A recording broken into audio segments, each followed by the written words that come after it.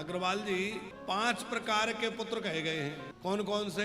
बोले एक है ऋणानुबंधी पुत्र। हमने पिछले जन्म में किसी से कर्जा ले लिया था और उस जन्म में चुकाया नहीं, तो वो इस जन्म में पुत्र बन करके आ गया और क्या करेगा? बचपन से ही बीमार हो गया, जब से गर्भ में आया तब से ही पैसे लगाने शुरू कर दिए। जन्म के समय खूब खर्चा कराया, फिर बीमार रहा, खूब पैसा लगवाया, और जैसे ही उसका कर्जा पूरा हुआ ब्याज सहित ले लेगा और कर्जा पूरा होते ही चला जाएगा। आप ब्याज में रोते और रहो जीवन भर। चला गया। वो कौन सा पुत्र है? बोले वो है ऋणानुबंधी पुत्र। एक है शत्रु पुत्र। हमने किसी का कुछ बिगाड़ दिया था और वो हमसे बदला नहीं ले पाया, तो बदला नहीं ले पाया तो बदला तो पूरा करना है, तो वो हमारा पुत्र बन के पुत्री बन के घर में आ जाए और आकर के खूब बदला ले, तो वो संबंधी बन के आ गया और बदला ले रहा है, तो वो क्या कहेंगे? शत्रु पुत्र। ऋणानुबंधी पुत्र, शत्रु पुत्र। तीसरा है मित्र पुत्र। हमने किसी के साथ बहुत उपकार किया था, किसी की सेवा करी थी और वो बदले में सेवा नहीं कर पाया, तो वो घर में पुत्र बन करके आ जाएगा। वो हमारी सेवा करेगा, हमारा सत्कार करेगा और खूब हमें सुख पहुंचाएगा, और हमने जो पिछले जन्म में किया था उसका बदला चुकाएगा। ऋणानुबंधी पुत्र, शत्रु पुत्र, मित्र पुत्र, उदासीन पुत्र। जिसका कोई लेना देना नहीं है, लेकिन किसी कर्मवशात वह आत्मा हमसे जुड़ गई और हमारे संबंध में पुत्र के रूप में हमारे घर में आ गई। और पांचवा जो है वो स्वेच्छा से जीवन धारण करके कोई जीवात्मा आई और वो आकर के हमारा सहयोग करने लग गई। तो एक जो बात है ये हमें एक और बल प्रदान करती है कि जीवन में हमें जो भी नाते रिश्तेदार मिले हैं वो हमारे पिछले जन्मों के कर्मों के हिसाब से मिले हैं। भाई, बंधु, पुत्र, पत्नी, बहू, सास, है कर्मों के हिसाब से मिली है कि नहीं? अब हम शिकायत क्यों करें और किससे करें? क्योंकि भैया पहले जो किया था वो आज सामने है और आज जो करेंगे वो आगे आने वाला है, इसलिए इस बार बढ़िया बढ़िया करते चलो, आगे अच्छा मिल जाए। देखो हम लोग ऐसे कर्म तो कर नहीं रहे कि मुक्त हो जाएं, तो मुक्ति तो हमारी बड़ी मुश्किल लग रही है, पर भैया ऐसा कर्म करो कि कम से कम अगली बार मनुष्य बन जाए, कोई हाथी घोड़ा ना बनना पड़ जाए, कीट पतंगा ना बनना पड़ जाए, और मनुष्य बने तो किसी बढ़िया घर में जन्म हो, अच्छे परिवार में जन्म हो। कई लोग होते हैं जीवन भर बेचारे वो भोजन के लिए भटकते रहते हैं, ऐसा भी होता है कि नहीं? तो किसी अच्छे घर में जन्म लें, और अच्छे घर में जन्म लेने के बाद हमें जो नाते रिश्तेदार संबंधी मिले, पुत्र, बहू, पत्नी आदि आदि, वो सब ठीक ठाक मिले, तो कब मिलेंगे? जब हम सबके साथ अच्छा अच्छा करते चलेंगे। अब हमने सबके साथ बढ़िया बढ़िया किया है तो हमें भी मिलेगा कि नहीं? और हमने सबके साथ बुरा किया है तो कल वो हमारे रिश्तेदार कुछ ना कुछ बन के आ जाएंगे और फिर पूरा बदला लेंगे। इसलिए बढ़िया बढ़िया करते चलो।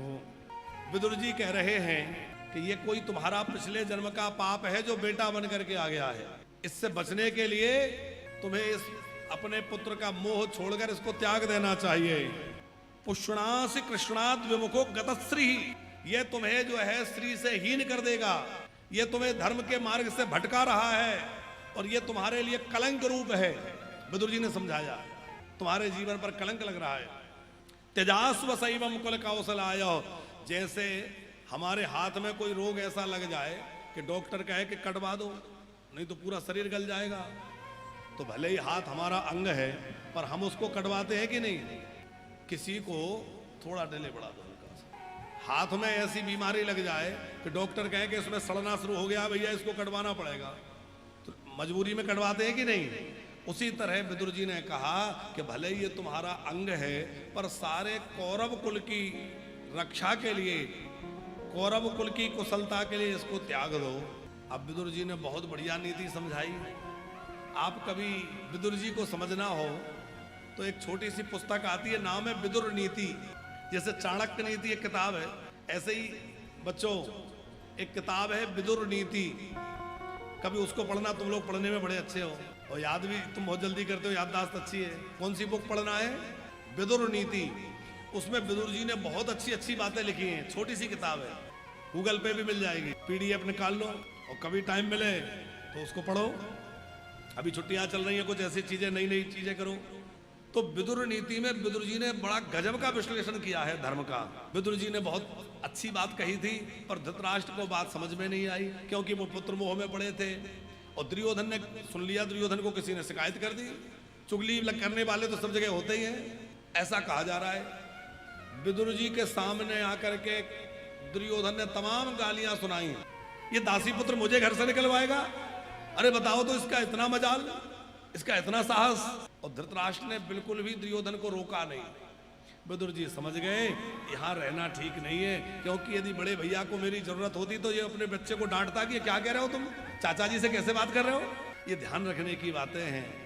कभी हमारा बच्चा चाचा जी से, ताऊ जी से थोड़ी ऊंची आवाज में बात कर रहा है, तुरंत डांटा जाए, ये चाचा जी से कैसे बोल रहे हो, ये ताऊ जी से कैसे बात कर रहे हो। क्योंकि यदि आपने एक बार उसकी बात को सुन लिया या एक बार उसको बोलने का मौका दिया तो क्या होगा, उसके अभ्यास में आए वो बार बार करेगा, बार बार अपमान करेगा। तो विदुर जी ने समझ लिया कि अब तो दुर्योधन का मुंह खुल गया है, अब यहाँ रहना ठीक नहीं है। और जहां हमारी बात ना सुनी जाए, जहां हमारा आदर ना हो, वहां रह के क्या करेंगे। तो विदुर जी ने अपना मंत्री पद त्याग दिया, बोले अब हम मंत्री पद पे नहीं रहेंगे, ये संभालो अपना मंत्री पद। और जो हथियार लिए थे वो सब वहीं रख दिए, अपनी पत्नी को लिया और विदुर जी निकल गए। गंगा जी के तट पे जाके घास फूस की कुटिया बना ली और विदुर जी घास फूस की कुटिया में बैठ के भजन करने लगे।